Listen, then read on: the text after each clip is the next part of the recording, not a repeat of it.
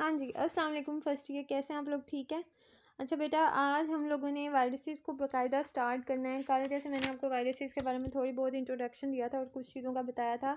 तो वायरस का वर्ड जो है वो विनोम से या विरियन से निकला और हम कहते हैं कि एक ऐसा पॉइजन जो कि डिजीज़ कॉज कर सकता है, उसको हम वायरस कह रहे हैं। ठीक है, virus. This word come from virion, या आप इसको कहते हो विनोम। विनोम जहर को आप कहते हैं ना।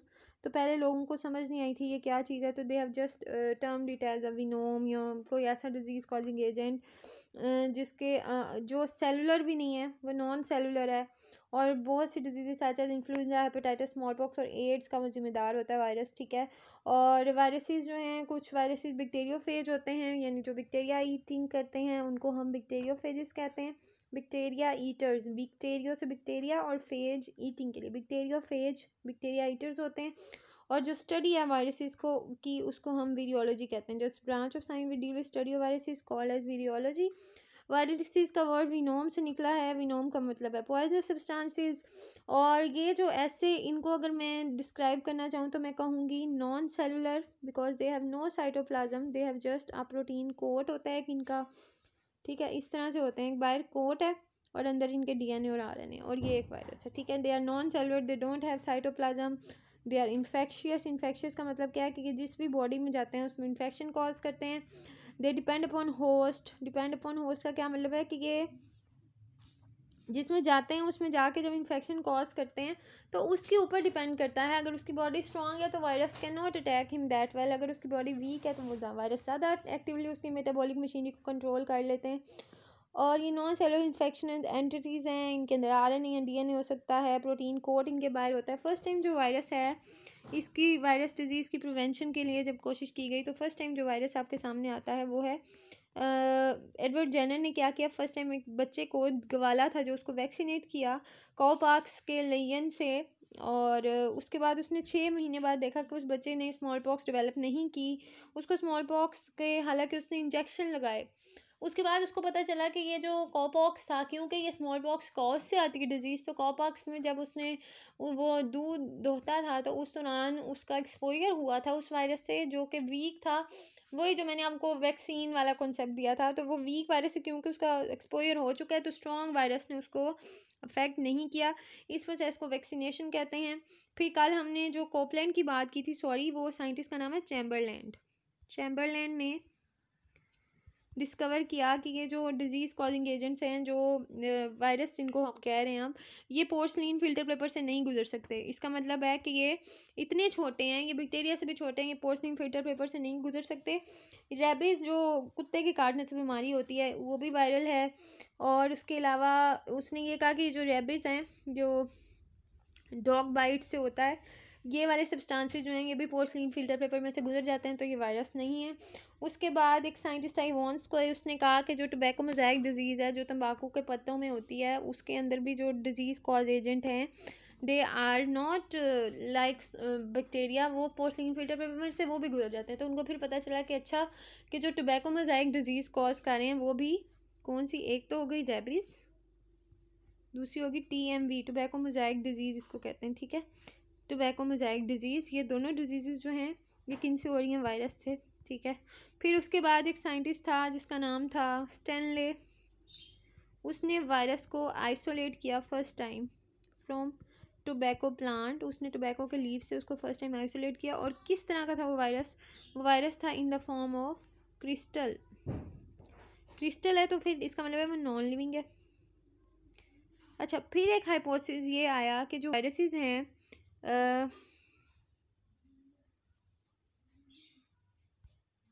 फिर एक हाइपोथेसिस ये आया कि जो वायरसेस हैं they are non living in non living things. मतलब जब वो नॉन लिविंग थिंग्स के ऊपर होते हैं तो वो नॉन लिविंग होते हैं, जब वो लिविंग सेल्स के अंदर होते हैं तो वो लिविंग होते हैं। ठीक है, ये वायरस की एक ख़ास बात है, इसीलिए इसको ढूंढना भी मुश्किल होता है कि ये जब नॉन लिविंग सब्सटेंसेस पे है तो ये बिल्कुल एक नॉन लिविंग चीज़ की तरह, ये कोई लिविंग करेक्टरिस्टिक शो नहीं करेगा। और जब ये लिविंग सिस्टम में है तो ये उसकी बायोमेटाबॉलिक मशीनरी को कंट्रोल कर लेता है। अगर वायरसेस की साइज़ की बात की जाए तो they are small infectious agents. इनका साइज़ 20 नैनोमीटर भी हो सकता है और 250 नैनोमीटर भी हो सकता है। 250 वाले बड़े होते हैं, उनको आप कहते हो पॉक्स वायरसेस, और 20 नैनोमीटर्स वाले जो होते हैं उनको आप पार्वो वायरसेस कहते हो। पॉक्स वायरसेस हो गई है और इन्हें कहते हैं पार्वो वायरसेस। अच्छा, अब ये पोर्सलिन फिल्टर पेपर से गुजर जाते हैं क्योंकि वायरस जो हैं बहुत छोटे हैं, इनको आप आर्टिफिशियल मीडिया पे ग्रो नहीं करा सकते। क्यों नहीं करा सकते? क्योंकि ये लिविंग सिस्टम के अलावा तो ग्रो ही नहीं करेंगे। लिविंग सिस्टम के अलावा तो ये बिहेव ही नॉन लिविंग सिस्टम के तौर पे करेंगे। ये लिविंग होस्ट जो होता है जिसके ऊपर जाके ये अटैक करते हैं, उसकी मशीनरी के ऊपर कंट्रोल करते हैं। कंट्रोल करने के बाद ये उसकी पूरी मशीनरी को अपने ताबे कर लेते हैं, जिसकी वजह से हम इनको कहते हैं ओब्लिगेट इंट्रासेलुलर पैरासाइट्स। ये बहुत इंपॉर्टेंट है, आपको इस बारे में पता होना चाहिए कि why viruses are called as obligate intracellular parasites. Obligate का मतलब पता है ज़रूरी, इंट्रासेलुलर इनसाइड सेल, और पैरासाइट कौन होते हैं? जो दूसरे से फ़ायदा हासिल करते हैं। तो obligate intracellular parasites are such organism which take control of their host and they necessarily need that. उनको ज़रूरी, उनके लिए ज़रूरी है ये। अगर उनको होस्ट नहीं मिलता तो वो लिविंग थिंग के तौर पे बिहेव ही नहीं कर सकते।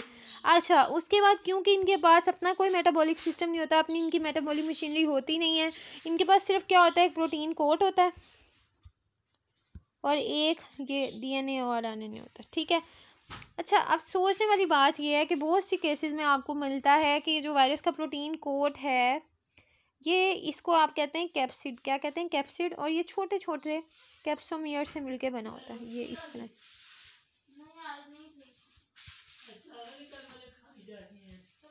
Capsid is made up of small capsomeres. ये आप मेरे बन बहुत ही अजीब रहे हैं, पर कोई बात नहीं, आपको कॉन्सेप्ट समझ आ रहा है। ये असल में जो कैप्सिड होता है ना, वो इस तरह के प्रोटीन से मिलके बना होता है। इनको हम कहते हैं कैप्सोमियर्स। और ये कैप्सोमियर जो स्ट्रक्चर बना रहे हैं उसको हम कहते हैं कैप्सिड। और जो अंदर वाला है इसको हम कोर कहते हैं। कोर में यहाँ DNA होता है, यहाँ RNA होता है, ठीक है। अच्छा, ये जो कैप्सोमियर्स हैं ये करेक्टरिस्टिक हैं, ये हर वायरस में अलग होंगे। किसी में 200 होंगे, किसी में 300 होंगे, किसी में 400 होंगे, किसी में 500 होंगे। उस बेस पे हम वायरस को फिर क्लासीफाई करते हैं कि जो कैप्सिड के कैप्सोमियर्स हैं वो हर वायरस की एक अलग करेक्टरिस्टिक्स हैं। जैसे अगर आप हर्पस वायरस की बात करते हो तो उसके अंदर 162 कैप्सिड हैं। अगर आप एडिनो वायरस की बात करते हो तो उसके अंदर 252 कैप्सिड हैं। यानी हर ऑर्गेनिज्म वायरसेस में जो हर वायरस है उसके अंदर अलग नंबर ऑफ कैप्सोमियर्स या कैप्सिड होंगे। और कुछ वायरसेस में क्या होता है कि ये जो हमने एक स्ट्रक्चर बनाया है न्यूक्लियो कैप्सिड, यानी न्यूक्लिक एसिड और कैप्सिड का, इसके ऊपर एक और एडिशनल लेयर होती है जिसको हम कहते हैं इस तरह से ना, इसके ऊपर एक और कवर आ जाता है लाइक दिस। इसको हम कहते हैं इन्वेलप। इन्वेलप का मतलब है ये एक एक्स्ट्रा लेयर इसके ऊपर आ गई। अब ये सब वायरसेस में नहीं होती, कुछ में इन्वेलप होता है, कुछ में नहीं होता है। जिनमें इन्वेलप होता है उनको हम कहते हैं इन्वेलप्ड वायरसेस, और जिनमें इन्वेलप नहीं होता उनको हम कहते हैं नॉन इन्वेलप वायरसेस। और ये सब में नहीं होता, ठीक है। ये तो वायरस का जनरल स्ट्रक्चर हो गया। उसके बाद हमारे पास आते हैं बैक्टीरियोफेजेस, जिनको हम बैक्टीरिया ईटर्स भी कह रहे हैं, ठीक है। ये बैक्टीरियोफेजेस का इस तरह का स्ट्रक्चर होता है।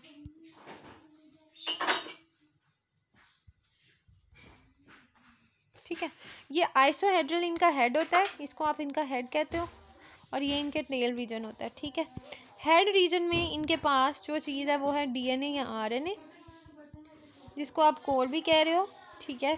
ये इनका कॉलर है और एक शीर है, और ये इसकी टेल है, ठीक है।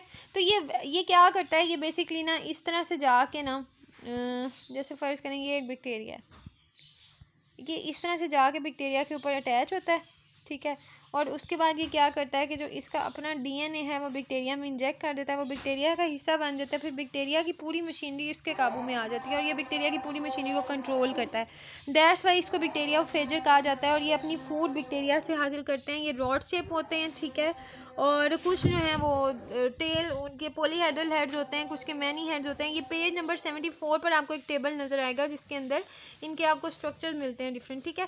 तो ये बैक्टीरियोफेजेस होते हैं, ये बैक्टीरिया ईटर्स भी इनको कहा जा सकता है, ठीक है। यहाँ तक कोई भी आपका क्वेश्चन है तो आप पूछ सकते हैं। आज के लिए यही लेक्चर है, आपने अभी असाइनमेंट किए करनी है। You have to read from chapter 5 page number 72, 73, 74 आपने लाइफ साइकिल और बैक्टीरियोफेज के ऊपर तक पढ़ना है। इसमें कोई भी क्वेश्चन है तो आपने पूछना है। असाइनमेंट वाली कॉपी पे आपने मुझे जो चीज़ें दिखानी है वो यही है, what is structure of a virus, general virus का स्ट्रक्चर एक होगा। Why are viruses called as obligate intracellular parasite, ये दूसरा क्वेश्चन होगा। एक क्वेश्चन आप और जो करोगे वो ये करोगे, what do you know about discovery of viruses, उसके अंदर आप टोबैको मोज़ाइक वायरस के भी रेफरेंस दोगे और बाकी सारी चीज़ों को भी मेंशन करोगे। यहाँ तक आपके पास आज का लेक्चर वाइंड अप होता है। कल छुट्टी है, परसों इंशाल्लाह ताला मैंने आपका चैप्टर नंबर 4 में जो आपके 2 टॉपिक्स हैं उनका सिर्फ टेस्ट लूँगी। आपने मुझे टेस्ट देना है न्यूक्लियस और क्लोरोप्लास्ट, ठीक है।